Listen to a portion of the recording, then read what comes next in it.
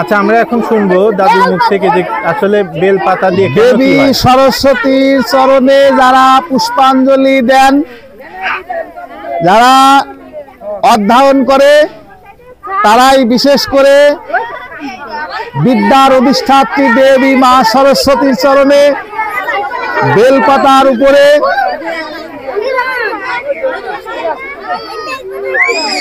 প্রথম অক্ষর অর্থাৎ যাকে হাতে খড়ি বলা হয়, এটা দিয়ে মা সরস্বতীর চরণে সমর্পণ করা হয়।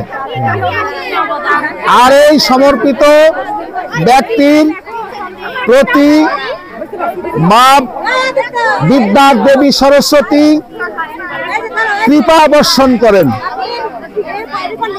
এই আকাঙ্ক্ষায় আমরা বিদ্যার দেবী সরস্বতীর চরণে পুষ্পাঞ্জলি দিয়ে থাকি প্রতি বছর বছর। জয় মা সরস্বতী কি জয়, জয় মা সরস্বতী কি জয়, জয় মা সরস্বতী কি জয়, জয় মা সরস্বতী কি জয়, জয় মা সরস্বতী কি জয়। জয়। আচ্ছা, লিখছো লিখছো, সবাই লিখছো। জয় মা সরস্বতী। দেখা হয়েছে।